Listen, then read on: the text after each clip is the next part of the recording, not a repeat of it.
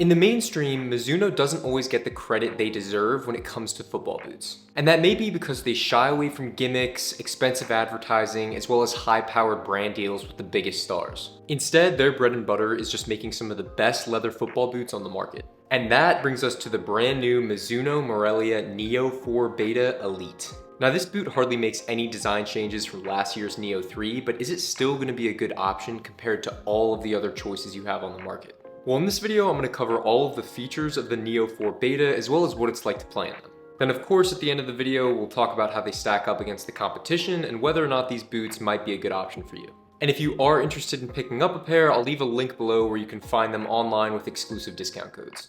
So to kick things off with the design of these boots, Mizuno obviously has a long history of creating some of the most well-made leather football boots you can find.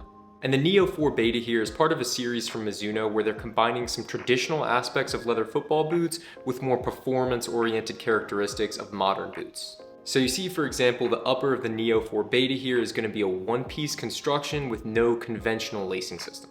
Instead of that traditional U-throat design, the laces are going to run on top of a soft textile elasticated material. And that textile material also runs all the way up the top of the boot around the ankle. Then on the sides of the boot, you're actually going to have a really thin synthetic material right where you can see this Mizuno logo here, and that's what's going to give you a really thin barefoot feel on the ball. Then just about halfway through the foot, that synthetic material transitions to soft kangaroo leather. And it's that plush, padded K-leather that you're going to get all throughout the toe box of this boot. And honestly, that stitching between the synthetic material of the midfoot and the leather of the toe box is so seamless that you can hardly see it when you're looking at the boots from a distance. Turning towards the back of the boot here, the inside of the heel is going to have a really soft liner that's similar to a lot of the liners that we've seen from Adidas in recent years. It's going to be really plush and just give you a little bit of added comfort when your foot's in the boot. Then just outside the heel, you're going to have two external heel counters here, which are just added for a little bit of stylistic embellishment, and they add obviously some functionality, making sure that your ankle is well locked down in the boot. Then turning around to the back of the boot, we have what I consider to be a very aggressive outsole. And when I say aggressive, I'm mostly referring to how rigid this sole plate is throughout both the heel and the midfoot. It's very, very hard to bend in those areas. It has almost no give. It's only towards the toe box here where you're going to have a little bit of snap to the boot. Then you're going to have medium length conical studs in both the heel and the forefoot area that are going to provide more than enough traction on both firm ground and artificial surfaces. And now that we've touched on the key design elements, let's just talk quickly about the build quality of the Neo 4 Beta. Because just holding these boots and having tried them on, it is really hard to find a fault in the build of these boots. Because just holding these boots in my hands and having tried them on already, it's really hard to find a fault in the construction of these. And that's just because everything throughout the boot just feels really premium. From the knitted collar to the synthetic material in the midfoot to the kangaroo leather in the toe box and even to the sole plate construction, everything just feels really meticulously designed and well thought out. And usually I'm still able to find something that feels a little bit cheap or lower quality in the inner lining of a boot, but even that I think Mizuno has executed on really well. Considering how many football boots are more expensive than these, it's impressive just how premium they feel. But let's move on to the fit and feel of these boots because I think that's where they impress the most. Because when I got the laces loosened on these and I slid them on for the first time, they honestly just felt like a glove. Everything throughout the midfoot, the heel, and the toe box felt so accommodating that it was almost like they were already broken in. I didn't feel any pressure points throughout any one part of the boots, and once I got these laced up, I got great lockdown out of them as well. I personally have pretty wide feet, and I felt like these were definitely accommodating enough in the toe box, which is where I usually need the most amount of room. And as the Neo 4 Betas also have leather all throughout the toe box, it also means that that part of the boot is going to stretch a little bit over time just to better accommodate my foot shape. Then as far as sizing goes, I got these in my normal 10.5 US, and the fit for me was perfect. Now, I do like having just a little bit of extra space in front of my big toe, so around a centimeter or less. So if you want a really snug fit out of your boots, I would maybe recommend getting about a half size down. Then as far as lacing these boots, I decided to keep them relatively loose lower in the lacing system here throughout the midfoot, and I just got a relatively tight knot at the ankle here just to make sure that my foot wasn't going to be slipping around whatsoever. I think as long as you're getting a good size that works for you, you don't really need to go crazy tying the laces tight because you're going to have that elasticated collar here. That's going to help give you additional lockdown and make sure that the upper is really snug throughout your midfoot. It is actually one thing I like about these one-piece uppers. You get a really consistent fit every time you put on the football boots, whereas with the traditional lacing system, it's going to vary a lot depending on how you tie it.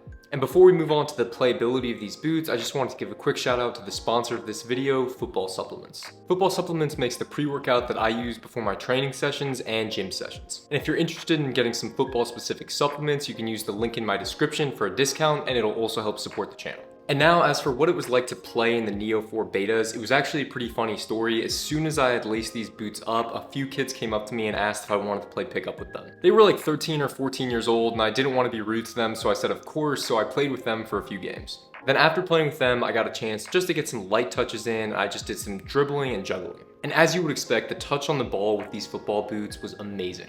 When juggling and dribbling, you got such a natural padded feel on the ball that only kangaroo leather can offer. Then when passing or controlling the ball with the side of the boot, you got a really thin, minimalist feel from this really thin synthetic material. And just to reiterate the quality of the leather on the Neo 4 Beta here, even though you are getting a padded touch on the ball, it's still actually really thin as far as leather uppers are concerned. And overall, as far as the fit and feel on feet, these boots actually felt more like a speed boot than a traditional leather football boot. And I think the main reason that is because of that pretty close-fitting one-piece upper as well as the really aggressive sole plate. And that is one factor that took a little bit of time to get used to when I was on the field playing with these. The sole plate's going to be really rigid throughout the heel and the midfoot, so it just has a very aggressive, snappy response. But after playing in these for about 20 minutes, I got really used to the feel. I was playing on a very firm, natural grass surface when I was trying on these boots, and the traction felt very solid.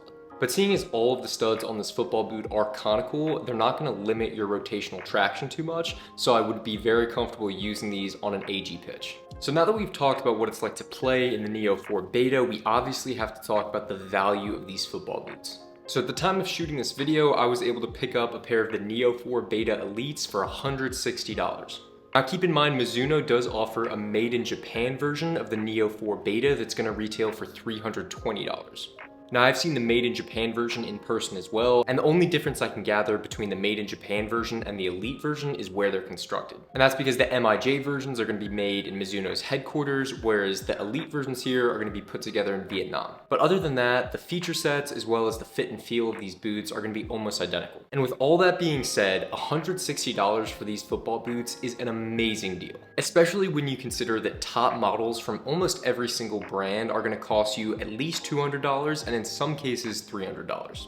There are even takedown football boots that cost as much as $160. So as far as value for money, you are getting an ultra premium football boot as far as I'm concerned with the investment you make in the Neo 4 Beta Elite. But nonetheless, there are a lot of different leather football boots on the market. So where does the Neo 4 Beta actually stand amongst the competition?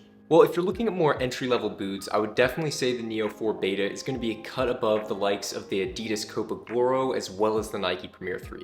Just from a build quality and comfort perspective, it's going to be a cut above those models. I would say some of the only peers for the Neo 4 Beta are going to be the Copa Pure 2 Plus from Adidas, as well as the New Balance 442 V2 Pro. Now the leather is going to feel a little bit more premium and softer on the Mizuno compared to the New Balance 442 here, but one thing I do like about the 442 is that it does come in designated wide variations, which is what I have here. And of all the leather boots I've tried on, although the Mizuno is very wide, this is the only one that's wider. And the 442 does have the slight added benefit of coming in at a lower price of $130. But an even better comparison would be between the Copa Pure 2 Plus and the Neo 4 Beta, because these boots are so similar in almost every different aspect. In fact, because they share so many similarities, I plan on doing a full video review comparing these two football boots in detail. But I will say, if your feet tend to be on the wider side, you would want to go with the Mizuno over the Copa Pure here. But if your feet are a little bit longer and more narrow, the Copa Pure would probably be a great option. So to wrap things up, Mizuno may not have made a lot of changes to the Morelia Neo 4 here, but there's still so much to love about this football boot. In fact, I think it's easily one of the best boots I've tried on this year. And I also plan to gradually switch from my existing New Balance 442 over to the Morelia here in the coming weeks. So let me know in the comments below if you've gotten a chance to try on this football boot and what you think of it. Also, if there's any other boots you're interested in me reviewing, just let me know. Thank you for watching, and I will see you in the next video.